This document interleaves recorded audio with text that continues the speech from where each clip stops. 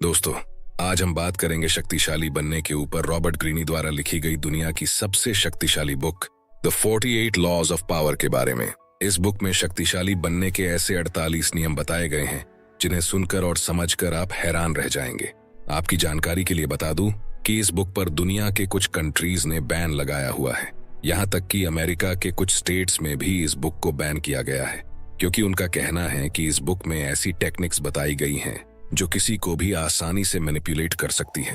और कुछ कंट्रीज में इसे बैन करने का यह भी मकसद हो सकता है कि ये शक्तिशाली बनने के टेक्निक्स सिर्फ उन लोगों तक ही सीमित रहे और बाकी लोगों को उनके बारे में पता ही न चले।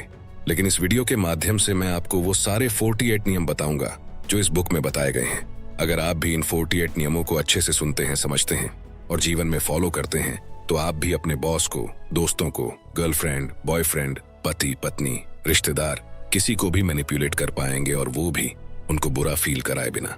इस पुस्तक को पढ़ने के बाद आप शक्ति और इसकी कुंजी को समझ जाएंगे तथा यह सीख लेंगे कि नेक छवि बनाकर स्वार्थ सिद्धि कैसे की जा सकती है। हो सकता है कि आपको इसमें से कुछ नियम पसंद ना आए या फिर आप उनसे सहमत ना हो, तो आप उनको इग्नोर भी कर सकते हैं। अगर आप भी शक्तिशाली बनना चाहते हैं तो ये सारे नियम ध्यान से सुनना और एक भी पॉइंट मिस मत करना। अगर आप चैनल पर नए हैं, इस चैनल को सब्सक्राइब जरूर कर लेना, क्योंकि ऐसे ही बुक समरीज आपको मिलती रहेगी। तो चलिए शुरू करते हैं। नियम 1, मूर्ख बनाने के लिए मूर्ख बनने का नाटक करें, सामने वाले से ज्यादा मूर्ख दिखें। ऐसे मौके होते हैं जब सबसे ज्यादा समझदारी यह दिखाने में होती है कि आप कुछ नहीं जानते हैं।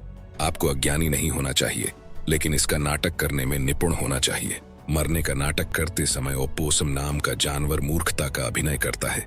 बहुत से शिकारी जानवर इसे सिर्फ इसी कारण से नहीं खाते हैं।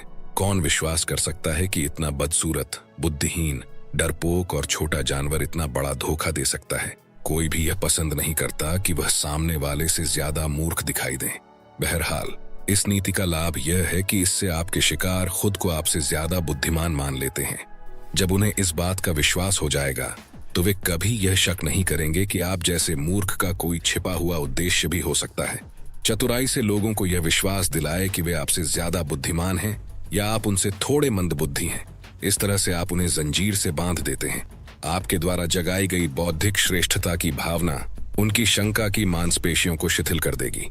चीन में एक कहावत लोकप्रिय है, शेर को मारने के लिए सुअर बनने का नाटक करना पड़ता है।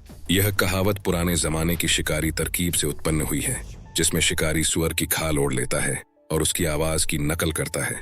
शक्तिशाली शेर सोचता है कि कोई सुअर उसकी तरफ आ रहा है, इसलिए वह उसे करीब आने देता है। शेर इस बात पर खुश होता है कि उसका शिकार खुद चलकर उसके पास आ रहा है, लेकिन अंत में शिकारी ही खुश होता है। नियम 2, कभी बॉस से श्रेष्ठ न दिखें। हर इंसान में असुरक्षा की भावनाएं होती हैं, चाहे वो बॉस ही क्यों ना हो। जब आप लोगों के सामने अपने गुणों का प्रदर्शन करते हैं तो उनमें द्वेष, ईर्ष्या और असुरक्षा की भावनाएं जाग जाती हैं। यह स्वाभाविक है और इसका कोई इलाज नहीं है। बॉस से श्रेष्ठ दिखना या उससे ज्यादा प्रभावशाली दिखना शक्ति हासिल करने की राह में सबसे बड़ी गलती होती है। ऊंचे पद पर बैठे लोग राजाओं और रानियों की तरह होते हैं। वे अपने पद पर सुरक्षित महसूस करना चाहते हैं। बुद्धि, वाक्चातुर्य और आकर्षण के मामले में वे अपने आसपास के लोगों से श्रेष्ठ दिखना चाहते हैं। सबसे पहले तो आपको अपने मालिक की चापलूसी करना चाहिए और उसे चने के झाड़ पर चढ़ाना चाहिए। अब ये बात आप में से बहुत से लोगों को नहीं जचेगी। आप कहेंगे कि चापलूसी करना तो अच्छी बात नहीं, लेकिन दोस्तों, ये मेरा नहीं बल्कि इस बुक के ऑथर रॉबर्ट ग्रीनी का कहना है। ऑथर कहते हैं कि प्रत्यक्ष या सीधी चापलूसी असरदार होती है, लेकिन इसकी कुछ सीमाएं भी हैं। प्रत्यक्ष चापलूसी बहुत स्पष्ट होती है और साफ दिख जाती है। इसके अलावा यह दूसरे लोगों को भी चुभ जाती है। इसके बजाय अप्रत्यक्ष या छिपाकर की गई चापलूसी बहुत शक्तिशाली होती है। इस बात का ध्यान रखें कि आपका बॉस सूर्य है और आपको उसकी चमक रोकने वाला बादल नहीं बनना चाहिए। सबके सामने हमेशा बॉस को सूर्य साबित करते रहें, जिसके चारों तरफ हर व्यक्ति ग्रहों की तरह चक्कर लगाता है। उसे शक्ति और प्रकाश का पुंज बना दें, उसे ध्यान का केंद्र बना दें। आसमान के सितारे हमें यही सबक सिखाते हैं। हो सकता है वे सूर्य जितने ही चमकदार हों, लेकिन सूर्य के चमकते समय वे नजर नहीं आते हैं। नियम 3, मित्रों पर कभी ज्यादा भरोसा न करें और शत्रुओं से काम लेना सीखें। ऑथर रॉबर्ट ग्रीनी का कहना है कि मित्रों से सावधान रहें और मित्रों को अपने सारे राज ना बताएं, क्योंकि आज का जिगरी यार कल जानी दुश्मन भी बन सकता है। अगर दोस्तों को हम अपने सारे राज बताएंगे तो कल जब उनमें से कोई एक दोस्त भी दुश्मन बन गया तो वो हमारी पोल खोल सकता है और बर्बादी का कारण भी बन सकता है। ऑथर कहते हैं कि मित्र बहुत जल्दी से ईर्ष्या करने लगते हैं, इसलिए वे आपको बहुत जल्दी धोखा भी देंगे। इसके बजाय अगर आप किसी पुराने शत्रु को काम पर रखेंगे तो वह मित्र से ज्यादा वफादार होगा, क्योंकि उसे बहुत कुछ साबित करना है। दरअसल आपको शत्रुओं से नहीं बल्कि मित्रों से डरना चाहिए। अगर आपका कोई शत्रु नहीं है तो शत्रु बनाने के तरीके खोजें। अक्सर आप अपने मित्रों को उतनी अच्छी तरह से नहीं जानते हैं जितना आपको लगता है, क्योंकि दोस्त अक्सर बहस टालने के लिए या फिर आपको बुरा ना लगे इसलिए आपकी हाँ में हाँ मिला देते हैं, और आपको कष्ट, पीड़ा या दुख ना पहुंचे इसलिए वे अपने अप्रिय या बुरे गुण छिपा लेते हैं। इसीलिए वास्तव में आपको यह पता ही नहीं होता कि आपके बारे में आपके मित्रों की असली भावनाएं क्या हैं।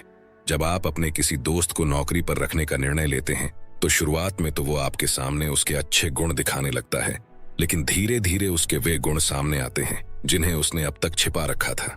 यही बात आप किसी रिलेशनशिप में भी देख सकते हैं। जब कोई कपल शुरुआत में एक दूसरे को इम्प्रेस करने की कोशिश करता है तो वे अपने अंदर के सारे अच्छे गुण दिखाने लगते हैं, लेकिन जब उनकी शादी हो जाती है तो धीरे धीरे वो गुण भी सामने आने लगते हैं जिन्हें अब तक छिपा कर रखा गया था, और फिर वे एक दूसरे को कहते हैं कि शादी के बाद ये बदल गया है। देखिए, यहाँ पर इंसान नहीं बदला है, इंसान तो आज भी वही है जो पहले था। फर्क सिर्फ इतना सा था कि आपने उसे अच्छे से जाना ही नहीं था। नियम 4, अपने इरादे छिपा कर रखें। जो योग्य सेनापति शत्रु पर अचानक हमला करने का इरादा रखता है वह अपने शत्रु को अपने इरादे की भनक भी नहीं लगने देता है। अपने उद्देश्य और अपनी प्रगति को छिपाएं। अपनी योजनाओं को तब तक प्रकट न करें जब तक कि उनका विरोध करना असंभव न हो जाए, जब तक कि युद्ध पूरा ही न हो जाए। युद्ध की घोषणा करने से पहले ही विजय हासिल कर लें। ऑथर रॉबर्ट ग्रीनी कहते हैं कि आप किस उद्देश्य से काम कर रहे हैं ये जाहिर न होने दें। इससे लोग अंधेरे में रहेंगे और अपनी योजना नहीं बना पाएंगे। अगर उन्हें इस बात का अंदाजा ही नहीं होगा कि आप क्या करना चाहते हैं तो वे अपनी रक्षा की योजना नहीं बना सकते। इस तरह आप उन्हें गलत दिशा में काफी दूर तक ले जा सकते हैं और काफी समय तक गुमराह कर सकते हैं। जब तक उन्हें आपके इरादों का एहसास होगा तब तक बहुत देर हो चुकी होगी। बुद्धिमानी इसमें है कि लोगों से वही कहें जो लोग सुनना चाहते हैं। यह समझदारी नहीं है कि आप उन्हें कड़वी सच्चाई बता दें जो आप महसूस करते हैं। इससे भी महत्वपूर्ण बात यह है कि जब आप अपने इरादों और भावी योजनाओं के बारे में खुलकर बता देते हैं तो आपके बारे में कुछ भी छिपा नहीं रह जाता है। ऐसी स्थिति में लोग न तो आपका सम्मान करेंगे न ही आपसे डरेंगे। और ध्यान देने वाली बात यह है कि जिसका लोग सम्मान नहीं करते हैं या जिससे लोग डरते नहीं हैं उस व्यक्ति के पास शक्ति कभी नहीं आती है। अगर आप शक्ति चाहते हैं तो ईमानदारी को एक तरफ रख दें और अपने इरादों को छिपाने की कला सीखें। अगर आप इस कला में पारंगत हो जाएंगे तो आप हमेशा फायदे में रहेंगे। नियम 5, हमेशा जरूरत से कम बोलें। लोगों को शब्दों से प्रभावित करने की कोशिश ना करें। आप जितना ज्यादा बोलेंगे उतने ही ज्यादा साधारण नजर आएंगे और आपका नियंत्रण उतना ही कम होगा। सशक्त लोग कम बोलकर प्रभावित करते हैं और रौबदार दिखते हैं। इस बात की ज्यादा संभावना होती है कि ज्यादा बोलते समय आपके मुंह से कोई ना कोई मूर्खतापूर्ण बात निकल ही जाएगी। शक्ति कई मायनों में दिखावे का खेल है। जब आप जरूरत से कम बोलते हैं तो आप हमेशा वास्तविकता से ज्यादा महान और शक्तिशाली नजर आते हैं। 1825 में निकोलस प्रथम रूस के सिंहासन पर बैठे। उनके सिंहासन पर बैठते ही उनके खिलाफ विद्रोह होने लगा। निकोलस प्रथम ने विद्रोही नेता कोंद्रेटी रयलेव को मृत्युदंड देने का आदेश दिया। रयलेव को फांसी दी जाने के तख्ते पर खड़ा किया गया और उसके गले में रस्सी बांध दी गई। फिर नीचे से तख्ता हटा लिया गया, लेकिन रयलेव जैसे ही रस्सी से झूला, रस्सी टूट गई और वह जमीन पर गिर गया। उसकी जान बच गई। वह भीड़ से चिल्लाकर बोला, तुम लोगों ने देखा, रूस वाले कोई भी काम ठीक तरह से नहीं कर सकते। उन्हें तो रस्सी बनानी भी नहीं आती है। एक संदेशवाहक तत्काल ये खबर लेकर सम्राट के पास गया कि मृत्युदंड नहीं दिया जा सका। इस निराशाजनक खबर से चिंतित होने के बावजूद निकोलस रयलेव के माफीनामे पर हस्ताक्षर करने लगे। लेकिन तभी उन्होंने संदेश लाने वाले से पूछा, क्या इस घटना के बाद रयलेव ने कुछ कहा था? संदेशवाहक ने जवाब दिया, उसने कहा था कि रूस वाले कोई भी काम ठीक तरह से नहीं कर सकते। रूस वालों को तो रस्सी बनानी भी नहीं आती है। सम्राट ने माफीनामे को फाड़ते हुए कहा, अगर ऐसी बात है तो हम उसकी बात को गलत साबित करके दिखा देंगे। और अगले ही दिन रयलेव को दोबारा फांसी के फंदे पर लटकाया गया और इस बार रस्सी नहीं टूटी। यह सबक सीख लें, एक बार मुंह से बाहर निकल जाने के बाद आप शब्दों को दोबारा नहीं लौटा सकते। इसलिए उन्हें नियंत्रण में रखें और जरूरत से कम बोलें। नियम नंबर 6, शिकार को निरस्त्र करने के लिए थोड़ी सी ईमानदारी और उदारता का इस्तेमाल करें। प्राचीन चीन में उस वक्त के राजा चेंग के ड्यूक वू ने यह फैसला किया कि वह सशक्त बन रहे हूँ राज्य पर कब्जा कर लेगा। उसने अपनी योजना किसी को भी नहीं बताई और हू के राजा से अपनी बेटी की शादी कर दी। फिर उसने एक सभा बुलाई और अपने मंत्रियों से पूछा, मैं किसी देश पर आक्रमण करने के बारे में सोच रहा हूँ, हमें किस देश पर हमला करना चाहिए? जैसी उसे उम्मीद थी, एक मंत्री ने जवाब दिया, हमें हू राज्य पर हमला करना चाहिए। ड्यूक गुस्सा दिखाते हुए बोला, हू अब हमारा मित्र राज्य है, तुम उस पर हमला करने का सुझाव कैसे दे सकते हो? इस गलत बात के लिए उसने मंत्री का सिर कलम करवा दिया। हू के राजा ने इस बारे में सुना। उसने सोचा कि उसके पास राजा चेंग के ड्यूक वू की ईमानदारी के बहुत से सबूत भी तो हैं। इसके अलावा वू ने उसके साथ अपनी पुत्री की शादी भी की है, इसलिए उसने वू से खुद को बचाने के लिए कोई सावधानी नहीं बरती। कुछ ही सप्ताह बाद वू की सेनाएं हू राज्य में घुस गईं और उन्होंने पूरे देश पर कब्जा कर लिया। तो इस सच्ची घटना से हमने क्या सीखा? तो जवाब है, ऑथर रॉबर्ट ग्रीनी कहते हैं कि किसी शत्रु को या किसी इंसान को धोखा देने से पहले उसके प्रति इतने ज्यादा ईमानदार बने कि वह आपके द्वारा धोखा देने की बात सपने में भी ना सोच सके, और जब सही समय मिल जाए तो उसका गला काट दे या अपना उल्लू सीधा कर ले। नियम 7, हर कीमत पर सबका ध्यान आकर्षित करें। हर चीज का मूल्यांकन दिखने के आधार पर किया जाता है। जो नजर नहीं आता है उसका कोई मूल्य ही नहीं होता है। इसलिए भीड़ का हिस्सा न बने और गुमनामी में दफन होकर न रहें। सबसे अलग हटकर दिखें। हर कीमत पर लोगों की नजरों में रहें। नीरस और भीरू जनता से ज्यादा महान, ज्यादा दिलचस्प और ज्यादा रहस्यमय दिखकर ऐसा चुंबक बन जाएं जो सबका ध्यान अपनी तरफ खींचे। समाज हमेशा ऐसे लोगों को पसंद करता है जो औसत लोगों से बड़े या अलग हों। इसलिए ऐसे गुण विकसित करें जिनके कारण आप दूसरों से अलग दिखें और आपके प्रति लोगों का ध्यान आकर्षित हो। इसीलिए विवाद को गले लगाएं, यहाँ तक कि स्कैंडल को भी। लोग आपको नजरअंदाज करें, इससे तो बेहतर है कि वे आपकी आलोचना करें। कम से कम आप चर्चा में तो रहेंगे। स्वयं को प्रदर्शित करें और सबकी नजरों के सामने रहें।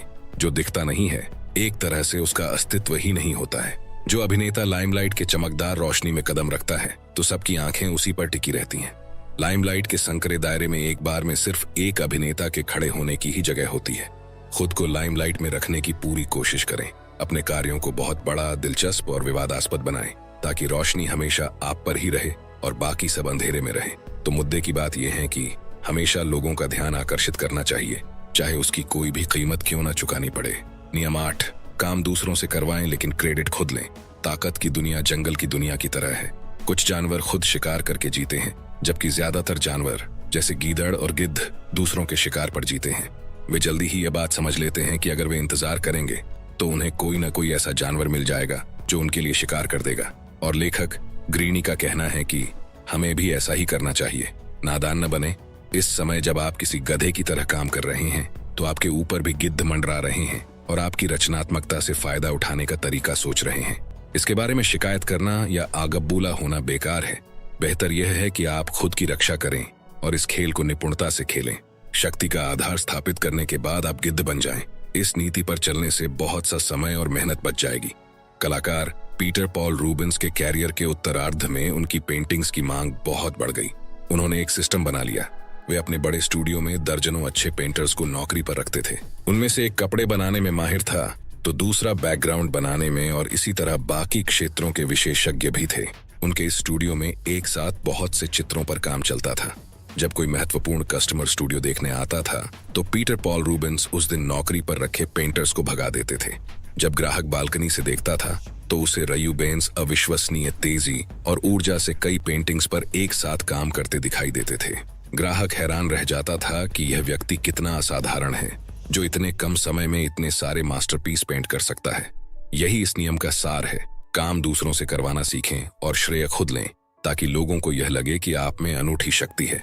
इस तरह से उनकी रचनात्मकता लोगों के सामने आपकी रचनात्मकता बन जाती है और आप जीनियस नजर आने लगते हैं। नियम 9, दुखी और बदकिस्मत लोगों से बचें। वायरस एक ऐसी चीज है जो आपको बिना दिखे, बिना चेतावनी दिए आपके शरीर में घुस जाता है और चुपचाप धीरे धीरे फैलता रहता है। आपको इसका पता चल पाए इससे पहले ही यह आपके शरीर में गहरी जड़ें जमा लेता है। ऑथर रॉबर्ट ग्रीनी का कहना है कि दुखी और बदकिस्मत लोग इसी वायरस की तरह होते हैं। भावनात्मक अवस्थाएं बीमारियों की ही तरह ही संक्रामक होती हैं। हो सकता है आपको लगे कि आप डूबते आदमी की मदद कर रहे हैं, लेकिन ये याद रखें कि ऐसा करके आप सिर्फ अपनी मुश्किलें बढ़ा रहे हैं। बदकिस्मत लोग बदकिस्मती को अपनी तरफ आकर्षित करते हैं। अगर आप उनकी मदद करेंगे तो बदकिस्मती आपकी तरफ भी आकर्षित हो जाएगी। इसलिए सुखी और खुशकिस्मत लोगों के साथ रहें। खुशकिस्मत लोगों को पहचानें ताकि आप उनके साथ रहने का निर्णय ले सकें। बदकिस्मत लोगों को भी पहचानें ताकि आप उनसे बच सकें। सबसे महत्वपूर्ण बात यह है कि उन पर तरस न खाएं और उनकी मदद करने की कोशिश में खुद न उलझ जाएं। बुरा प्रभाव डालने वालों के पास से दूर भाग जाएं, वरना आपको इसके परिणाम भुगतने पड़ेंगे। दूसरे के दुख से न मरें। नियम 10, मित्र की तरह दिखें लेकिन काम जासूस की तरह करें। अगर आप किसी के सामने अपने दिल की भावनाएं उजागर करने का नाटक करते हैं तो इस बात की संभावना बढ़ जाती है कि वह भी आपके सामने अपने रहस्य उगल देगा। अगर आप उसे कोई झूठा रहस्य बताएंगे तो बदले में वह आपको सच्चा रहस्य बता देगा। अपने कंपेटिटर के बारे में जानना बहुत महत्वपूर्ण है। बहुमूल्य जानकारी इकट्ठी करने के लिए जासूसों का इस्तेमाल करें ताकि आप एक कदम आगे रह सकें।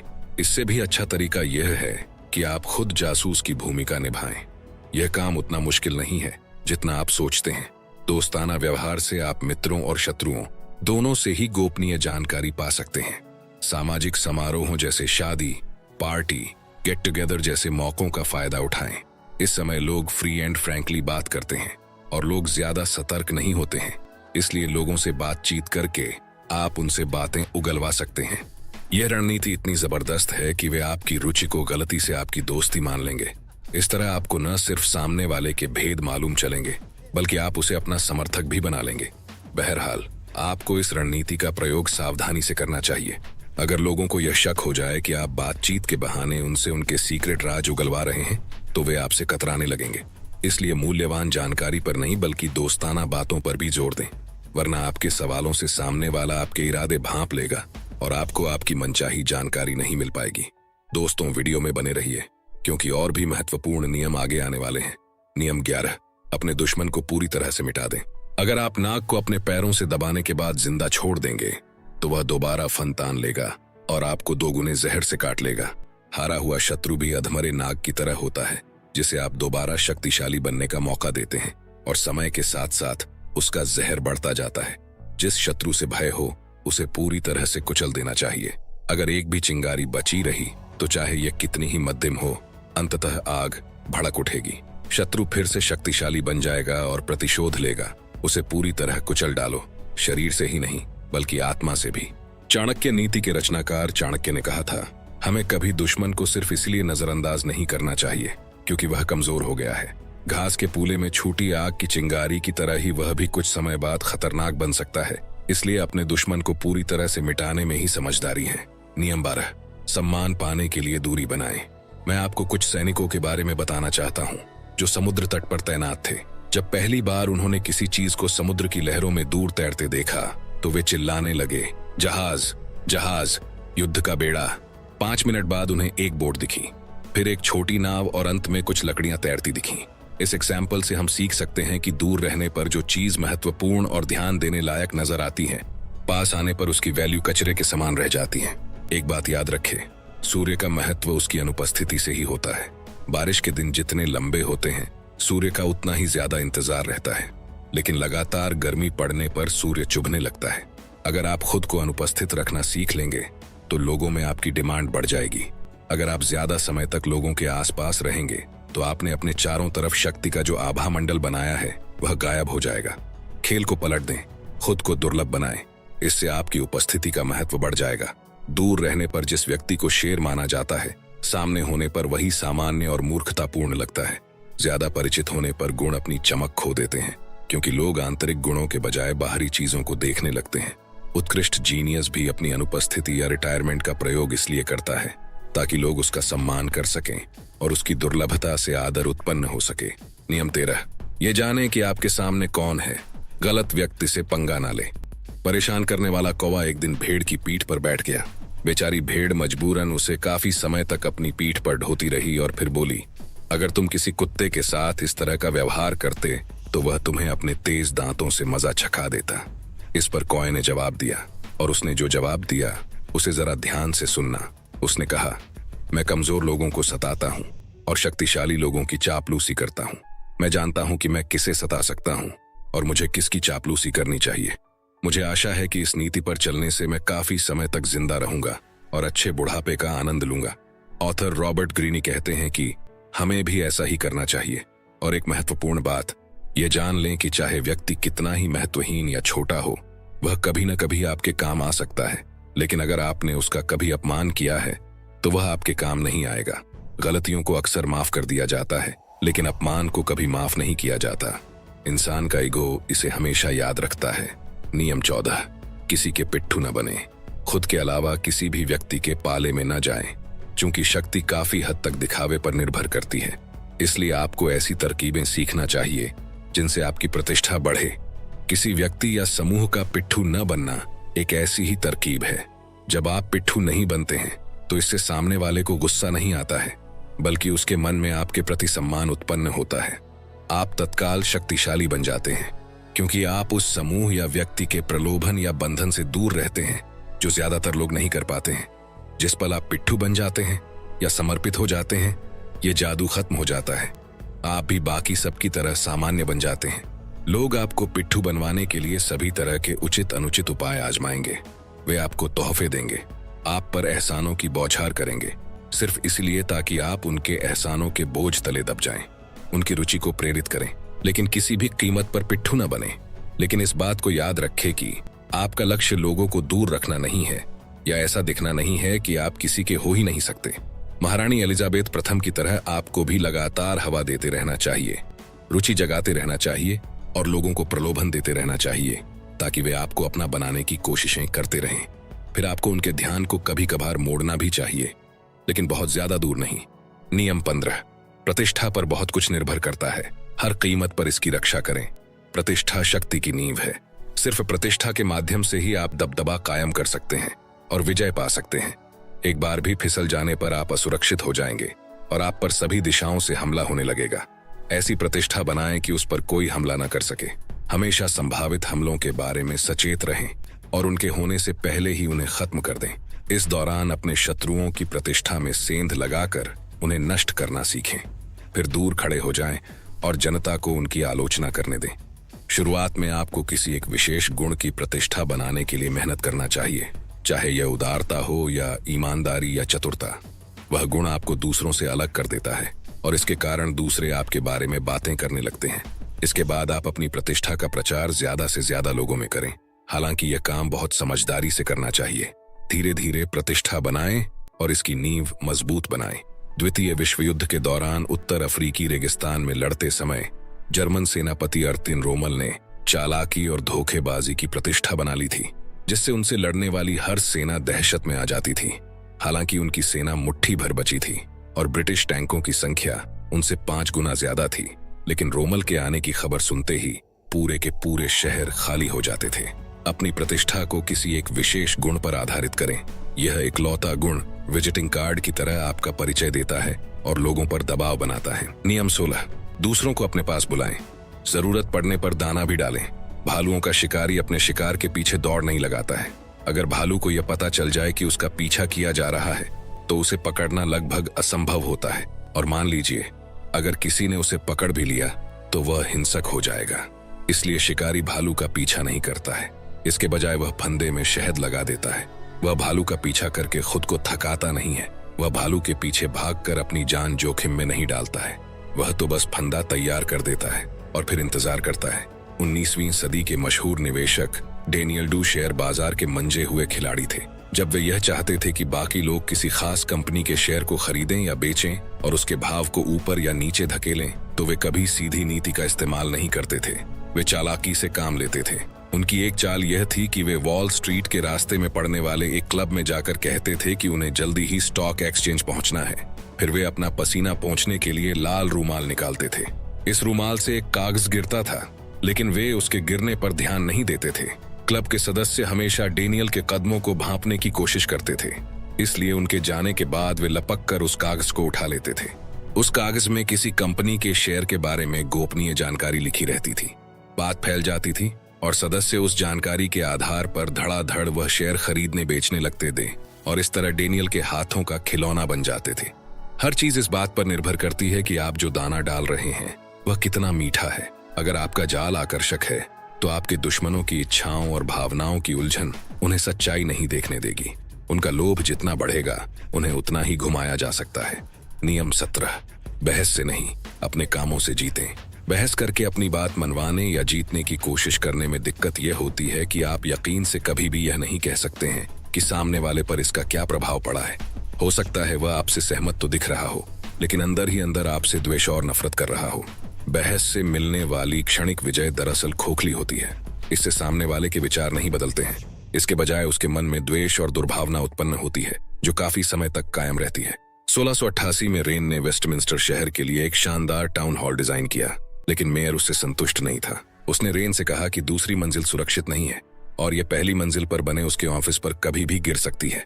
उसने रेन से कहा कि वह अतिरिक्त सहारे के लिए पत्थर के 2 खंभे और लगा दे। रेन बहुत ही कुशल इंजीनियर थे। वे अच्छी तरह जानते थे कि खंभे लगाने का कोई मतलब नहीं है और मेयर का डर निराधार था, लेकिन उन्होंने खंभे लगा दिए। मेयर बहुत खुश हो गया। कुछ साल बाद जब कुछ मजदूर साफ सफाई करने के लिए ऊंची नसेनी पर चढ़े, तब जाकर पता चला कि खंभे छत को सहारा नहीं दे रहे थे, बल्कि उससे थोड़ी दूर पर ही खत्म हो गए थे। खंभे सिर्फ दिखने के लिए लगाए गए थे, लेकिन इससे दोनों ही लोगों को वह मिल गया जो वे चाहते थे। मेयर को तसल्ली हो गई और रेन जानते थे कि भावी पीढ़ियां समझ लेंगी कि उनकी मूल डिजाइन सही थी और खंभों की जरूरत नहीं थी। सामने दिखाई देने वाले सबूत के साथ कोई भी बहस नहीं कर सकता। जैसा बाल्तेसर ग्रेशियन कहते हैं, सत्य आम तौर पर सुनाई नहीं दिखाई देता है। इसलिए बहस से नहीं, बल्कि अपने कामों से लोगों का दिल जीतें। नियम 18, लोगों को अपने पर निर्भर बनाना सीखें। जो अपनी प्यास बुझा लेता है वह तत्काल कुएं की तरफ पीठ कर लेता है, क्योंकि अब उसे उसकी जरूरत नहीं है। जब निर्भरता खत्म हो जाती है तो शिष्टता और सभ्यता भी खत्म हो जाती है, और उसके बाद सम्मान भी। लोगों को अपने पर निर्भर बनाएं, डिपेंडेंट बनाएं। अनुभव से आपको पहला सबक यह सीखना चाहिए कि आशा को जीवित तो रखें, लेकिन पूरी तरह संतुष्ट न करें। अपनी स्वतंत्रता बनाए रखने के लिए आपको ऐसा इंसान बनना चाहिए कि लोगों को हमेशा आपकी जरूरत पड़े और वे आपको चाहें। कुछ ऐसा करें ताकि दूसरे अपनी सुख समृद्धि के लिए आप पर निर्भर बन जाएं।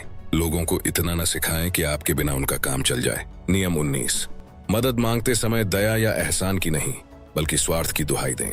जब 12वीं सदी में मंगोलों ने चीन पर आक्रमण किया तो 2000 साल पुरानी चीनी संस्कृति और सभ्यता खतरे में पड़ गई। मंगोलों के सेनापति चंगेज खान की नजर में चीन सिर्फ एक ऐसा देश था जहां उसके घोड़ों के लिए पर्याप्त चारा नहीं था। उसने पूरे देश को मटियामेट करने और इसके शहरों का तहस नहस करने का फैसला किया, क्योंकि उसने सोचा बेहतर यही रहेगा कि चीन को मिट्टी में मिला दिया जाए ताकि यहाँ हमारे घोड़ों के लिए घास उग सके।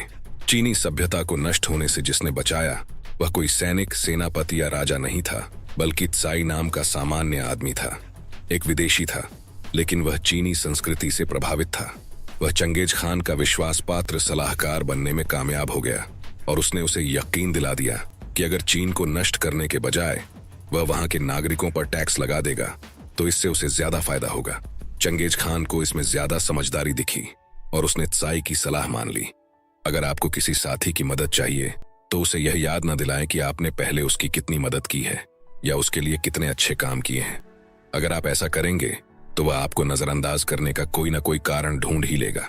इसके बजाय अपने आग्रह में किसी ऐसी चीज की तरफ इशारा कर दें जिससे उसे लाभ होगा। इस लाभ को बढ़ा चढ़ाकर जोर शोर से बताएं। जब उसे यह लगेगा कि आपकी मदद करने के कारण उसका भला हो सकता है तो वह पूरे उत्साह से आपकी मदद करेगा।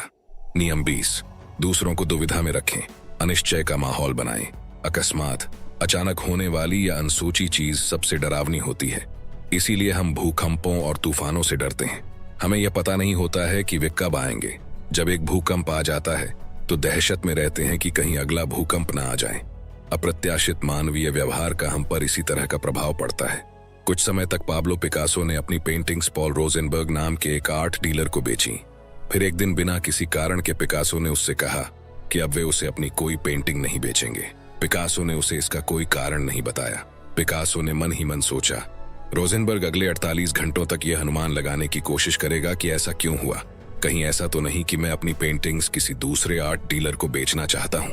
मैं अपना काम करता रहूंगा और चैन की नींद सोऊंगा, जबकि रोजेनबर्ग हर पल चिंता करता रहेगा। 2 दिन बाद वह मेरे पास परेशान हालत में आएगा और कहेगा, देखो दोस्त, मैं तुम्हें जितने पैसे देता हूँ, अगर मैं तुम्हें उससे ज्यादा पैसे दूं, काफी ऊंची रकम दूं, तब तो तुम मुझे मना नहीं करोगे, है ना? अप्रत्याशित व्यवहार सिर्फ दहशत फैलाने का ही हथियार नहीं है। हर दिन व्यवहार के तरीके को बदलने से आपके चारों तरफ उथल पुथल होगी और लोगों की रुचि जागृत होगी। वे लगातार आपके ही बारे में सोचते रहेंगे। परिणाम यह होगा कि आप जितने ज्यादा मूडी दिखेंगे, आपको उतना ही ज्यादा सम्मान हासिल होगा। बुद्धिमान शासक इतना रहस्यमय होता है कि ऐसा लगता है वह अबूझ है। वह इतना अस्पष्ट होता है कि कोई उसे जान नहीं पाता है। वह निष्क्रियता से सिंहासन पर बैठा रहता है, जबकि उसके मंत्री नीचे खड़े होकर कांपते रहते हैं। नियम 21, अपनी सुरक्षा के लिए किले न बनाएं। एकाकीपन खतरनाक है। दुनिया खतरनाक है और दुश्मन हर जगह हैं। हर एक को अपनी रक्षा करनी पड़ती है। किला सबसे सुरक्षित नजर आता है, लेकिन किले में रहना आपको जितने खतरों से बचाता है, उससे ज्यादा खतरों को उत्पन्न करता है। यह आप तक बहुमूल्य जानकारी नहीं पहुंचने देता। यह आपको सबकी नजरों में लाता है और नतीजा यह होता है कि आप आसानी से लक्ष्य बन जाते हैं। बेहतर होगा कि लोगों से मिलें जुलें, साथी खोजें, सबसे जुड़ें। भीड़ के कारण आप अपने शत्रुओं से सुरक्षित रहेंगे। हो सकता है यह किला अभेद्य हो, लेकिन सब जानते हैं कि आप उसके भीतर हैं, और घेराबंदी करने से आपका किला एक तरह की जेल बन जाता है। अंदर कम जगह होने के कारण किलों में अक्सर प्लेग जैसी महामारियां भी फैल सकती हैं। किला बनाने से सुरक्षा नहीं मिलती है, और इससे जितनी समस्याएं सुलझती हैं, उससे ज्यादा समस्याएं उत्पन्न होती हैं। खुद को शक्तिशाली बनाने के लिए आपको चीजों के केंद्र में रहना होगा। हर गतिविधि आपके चारों तरफ घूमनी चाहिए। आपको सड़क पर होने वाली हर चीज की जानकारी होनी चाहिए, और हर उसकी भी जो आपके खिलाफ साजिश रच सकता हो। दोस्तों, इस बुक में शक्तिशाली बनने के टोटल 48 नियम हैं, जिनको एक ही वीडियो में कवर करना मुश्किल है। इसलिए इस बुक का सेकंड पार्ट आएगा, जिसमें हम बाकी के नियम डिटेल में समझेंगे। अगर आप इस बुक को खरीदना चाहते हैं तो हिंदी और इंग्लिश दोनों बुक की लिंक डिस्क्रिप्शन में मिल जाएगी। दोस्तों, मुझे उम्मीद है ये वीडियो आपको पसंद आया होगा। आपको ये वीडियो कैसा लगा कमेंट सेक्शन में जरूर बताना। अगर आपको इस वीडियो से कुछ वैल्यू मिली हो तो इसे लाइक कर देना, और चैनल पर नए हो तो इस चैनल को सब्सक्राइब जरूर कर लेना, क्योंकि ऐसे ही बुक समरीज आपको मिलती रहेगी। वीडियो को शेयर करना ना भूलें।